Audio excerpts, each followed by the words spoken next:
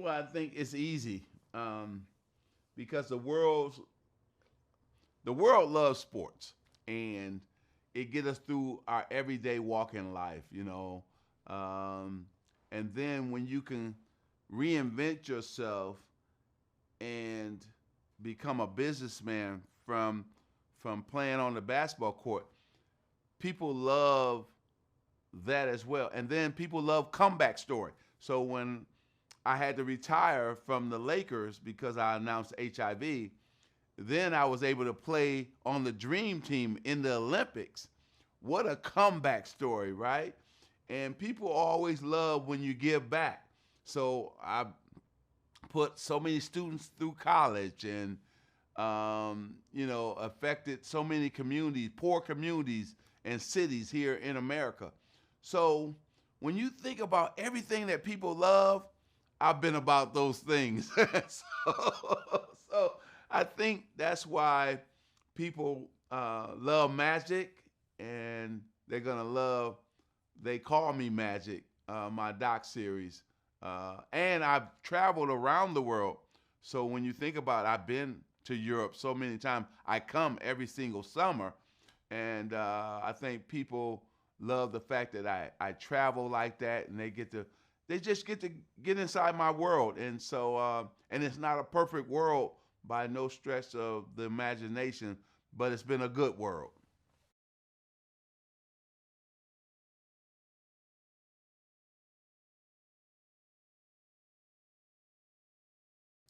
I think it didn't affect how we worked on it, but it did affect that we came out with it because again, because of that success, people wanted more.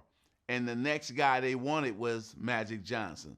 So that's why we were able to put this together and do it. We saw what happened with Michael, and it was such a beautiful story about the Chicago Bulls and what happened with Michael. I just wanted to do mine my way in terms of with my family involved, with how I grew up. Every element of my life is in this doc series. And actually, we could have actually did 4 or 5 more episodes. I mean, it's amazing, and I'm happy and I'm proud of it. And I hope that everybody enjoyed it like I have enjoyed it.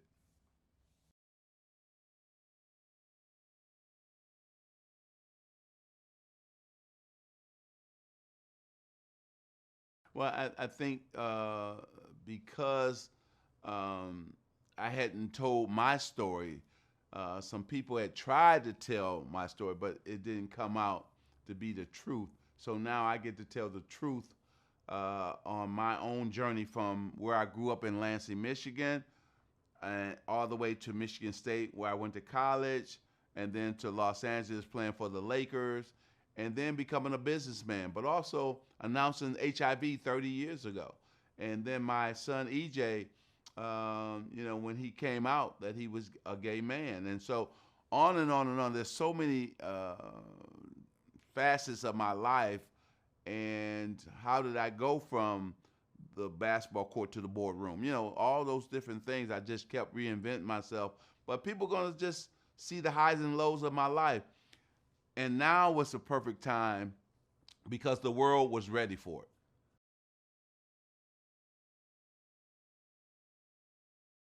Um, you know, I guess pretty much I knew everything about myself.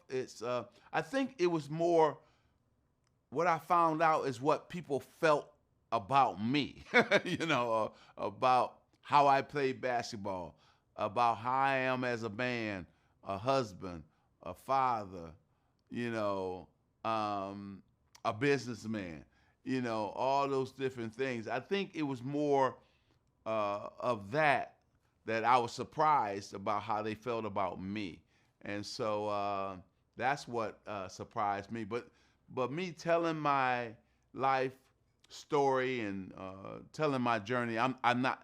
I wasn't surprised. I mean, I think I'm surprised at the level that I've been able to grow. I never thought that I would be where I am today. I never in my wildest dreams thought I would you know be known around the world, that I would win all those championships with the Lakers, that I would become this successful businessman. You know, you just can't think that big. And so that's what I'm surprised about.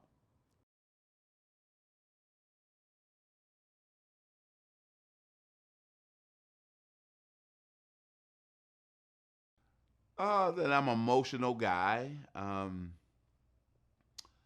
I really love my wife and my family, and that I messed up on one of the biggest deals in history. And not signing with Nike and getting that stock back in 1979, you know. So there's a lot of things. You're gonna see how I grew up. So my parents get to tell you, as well as my brothers and sisters, how I was as a brother, how I was as a kid. Those are things that never been told by those, especially by those people who are my brothers and sisters and my parents. Um, and then you get to hear from my teammates, and that's really important. And so there's a lot of stories that and footage that has never been seen before, and I think Apple TV Plus has done an amazing job of acquiring that footage that we can use that content in this doc series.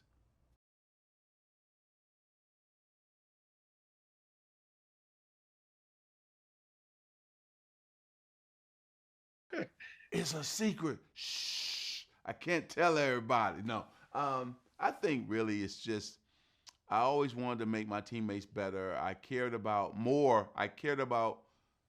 passing the ball more than I cared about scoring myself. And what I wanted to do was entertain the crowd all at the same time. So I just had to perfect the no look pass and set my teammates up for an easy shot. I had to make sure I didn't turn the ball over though. I had to make sure it got to my teammates. And I love hearing a crowd go, oh. And then when the guy scored, my teammate scored, they go, oh. And then they went to the office talking about that pass. Can you believe what Magic did last night? He did a no-look pass, and we went crazy. I love hearing that. So that's why I love really. I'm gonna tell you really a secret. I love watching the doc series because I get to see myself play. But don't tell nobody, okay? My staff, who are young people, came and gave me the ultimate compliment. They was like, "Man, we were born too late to see my Showtime Lakers play and see me play." So it's great.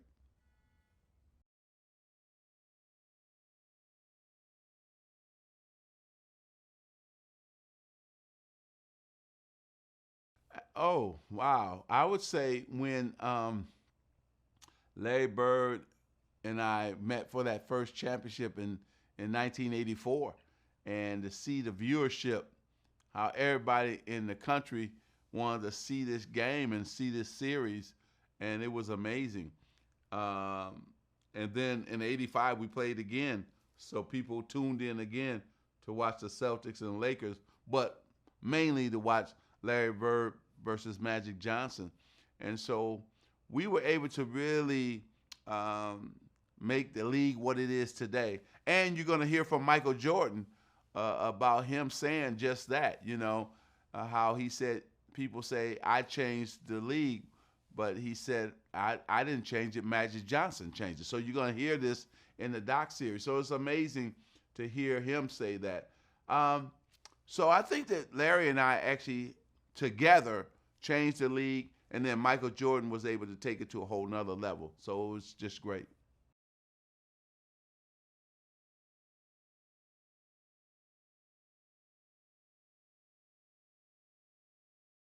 Um, I would say seeing that coin flip, I had never seen that. So to be able to see what actually happened, because I only heard that the Lakers had won, but I had never seen it live. I mean, to see the footage of it, right? So it blew me away just to see both general managers of the Lakers and of Chicago. They were getting ready, the commissioner, and then how the Bulls called, uh, I think it was tails, on and on and on, how it all went down blew me away. So I was really happy to see something that I've never seen in my entire life. And you're going to see a lot of different things like that have never been seen before, footage, stories you've never heard before about me, um, just different things that happen along the way, and you're gonna say, "Wow!" And then it's gonna make you cry. It's gonna make you laugh. It's gonna make you think. So that's why I love this doc series.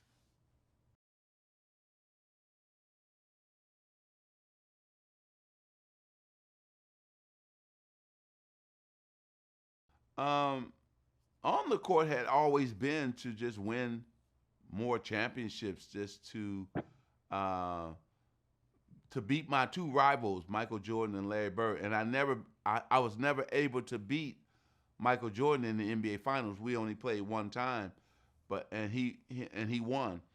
But to be able to beat my two rivals, to be able to compete at a high level and win championships, and then off the court, I think it was more, was I going to be here 30 years later, right? When I announced HIV, at that time it was a death sentence. And to know that I'm sitting here talking to all of you, doing this interview 30 years later, I think that that's the blessing. So that's been my biggest challenge of in life, is just being here, being able to do this doc series, and the other side of that was to become a successful businessman. So those two things.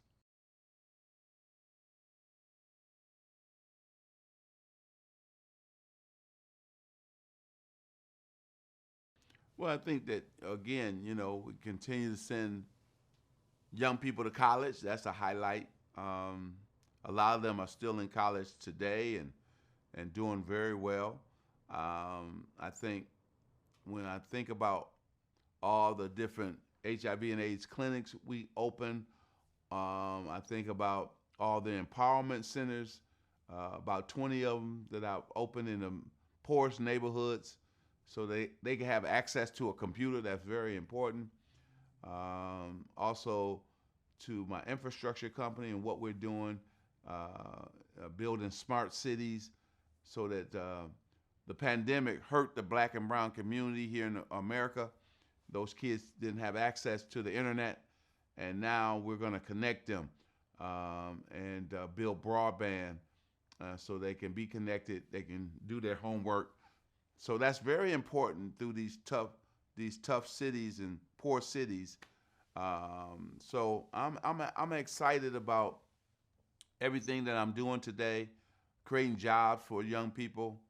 Um, so there's so many things I'm excited about, and you'll see a lot of that in the doc series as well.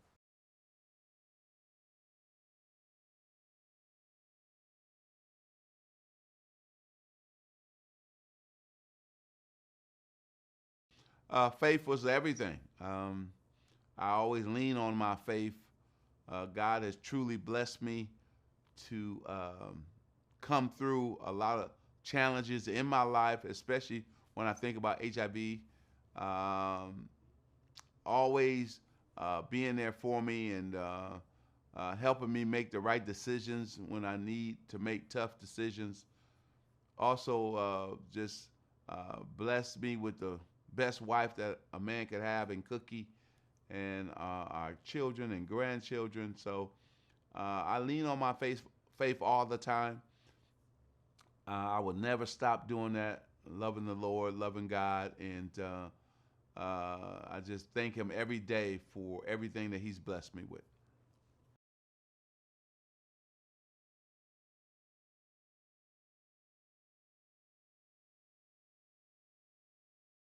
Yeah. Oh, wow. What a great question. Um, I would say you're still not comfortable with it. I mean, you understand that you are a role model, but you want to I always want to do things the right way, and I'm always conscious of what I do and how I do it. Also, I know it would affect a lot of people, the decision making that goes with that, and so I would say this: I've enjoyed being a role model. I make sure that I try to leave a lasting impact on people's lives. And just like in this doc series, you're going to hear a lot of NBA guys talk about I was the catalyst for them becoming businessmen. I love that. You know, you love uh, opening doors for other people and showing them that you can be successful away from a game that they love to play. So, yes, I enjoy being a role model. Um, Sometimes it makes you uncomfortable because you want to make sure you're doing everything the right way.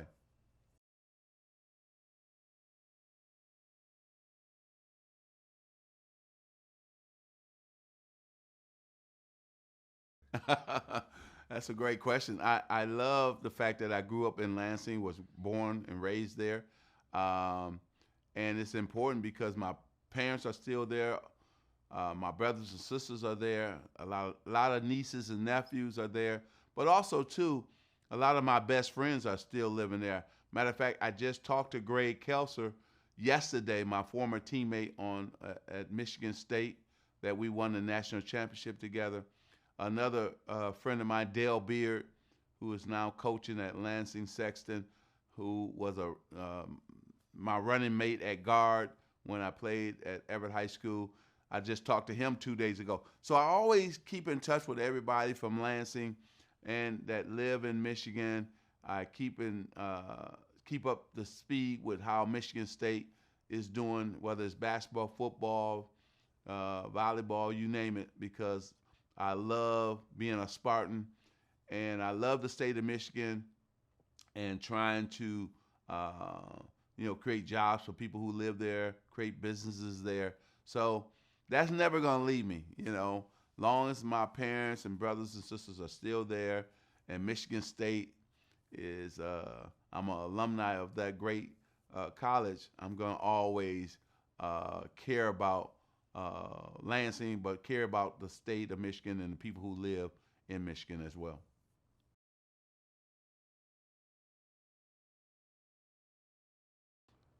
Lansing was everything. I wouldn't be who I am today. I wouldn't have achieved, first of all, everything in life. I got my values living in Lansing, my education being in Lansing, how to help other people being in Lansing.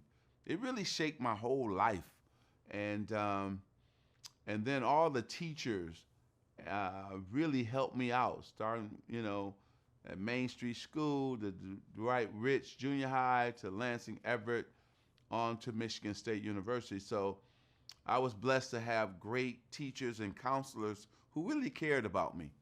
And then the great coaching that I had as well at all those schools as well. And then the friends, family members, um, just they took care of me.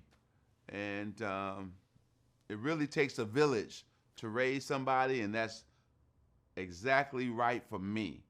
That village in Lansing, Michigan helped raise me, shape me, and cheered for me, and still cheering for me today. And I love growing up there, and I wouldn't change anything that happened with me being raised in Lansing, Michigan, growing up in Lansing, Michigan, and I still love going back there every chance I get.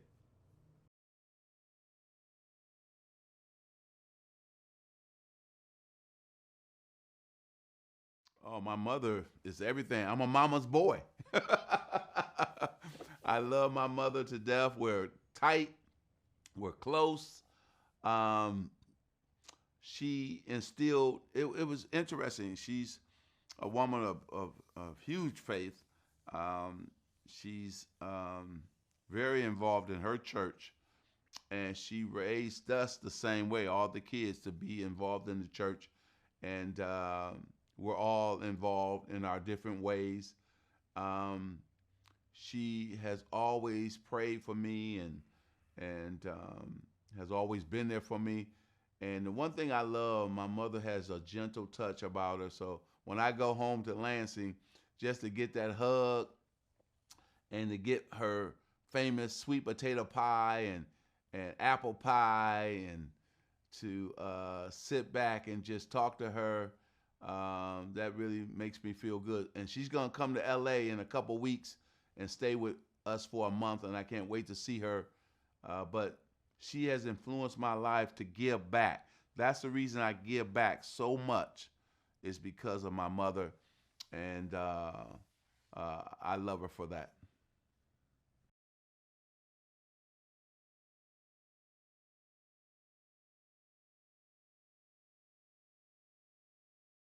Oh, I enjoy Cleveland. I tell you, I had some great meals there. The food was excellent.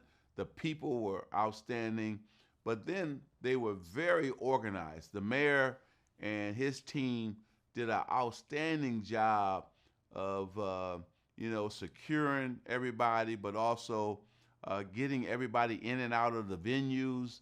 Um, we were able to give back. I had an event with the mayor and the Cleveland Cavaliers, as well as Commissioner Silver. We did some great things in the community there. And so my time was excellent. And then to be with the top 75 of all time NBA players, oh man, it was just like a big family reunion. We just love seeing each other, being with each other, taking pictures with each other, and also we were pinching ourselves, saying, we can't believe that we're one of the top 75 players, best players of all time in the NBA. So I think we were all amazed too at the same time.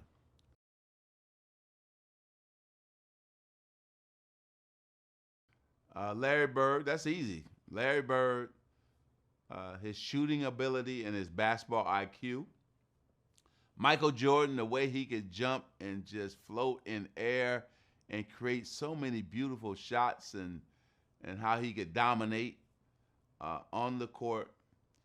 And then the last guy I would probably say is Kobe Bryant, and his mindset and his just uh, mama mentality, I would say. So those are the three guys I would really uh, say that those are my three guys.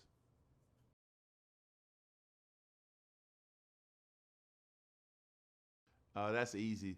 The dream team in Barcelona winning the gold medal, playing with Michael Jordan and Larry Bird. Doesn't get any better than that.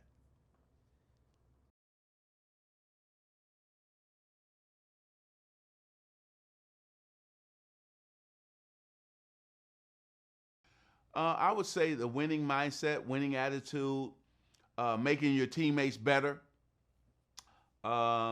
I would say loving the game, loving to compete. I played with passion and joy every single night. Um, I I didn't leave anything. Um, I mean, I left it all on the court. I never cheated the game, and even today, I still love watching it. Um, and so, yeah, I left my mark with winning, though, with playing it the right way, playing the game the right way, and then the no look passes. Oh, okay.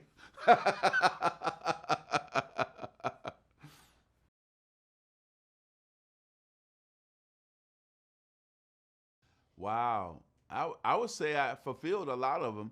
I wanted to play in the NBA. I wanted to become a businessman. I wanted to be in a position to take care of my family.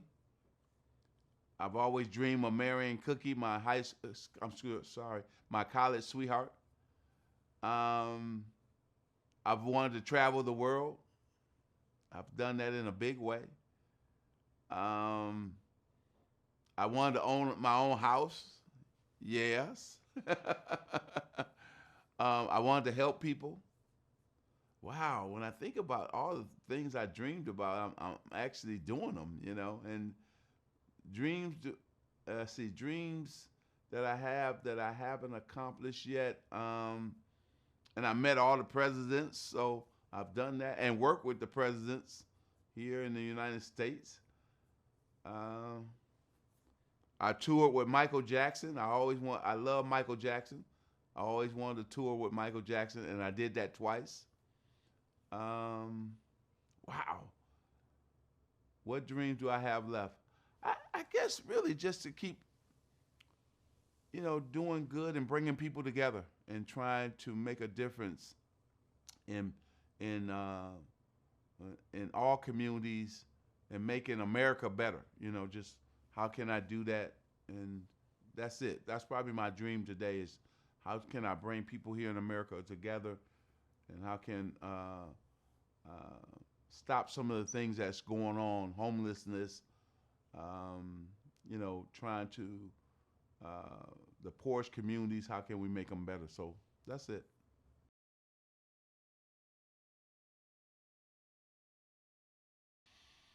Magic means to me that you can affect somebody's life in a positive way. That's the real magic. In the poorest communities here in America, helping those people who can't help themselves, speaking for people who don't have a voice, empowering communities that need to be empowered, that deserve to be empowered, um, to uh, make sure that you send kids who deserve to go to college that don't have the financial means to go, but they have the grades to go. Um, Making sure that I educated people about HIV and AIDS, especially in the black and brown community here in America. So all those things, that's the real magic. Putting people to work every single day. That's the real magic. Um, to always stand up for what is right. That's the real magic. To just tell the truth that this is not, it hasn't been easy being magic. You know, people always say, man, I want to be like you. I don't know if you really want to be like me. Can you go through these phases and face adversity and come back from it, right? And with all the expectations, with that name Magic, see, came expectations. Do you really want to deal with those type of expectations? And so I'm just happy it all turned out great and that we're doing it and that people going to get to really know what makes me tick and the difference between Earvin and Magic is explained in this too. And that has never been told either.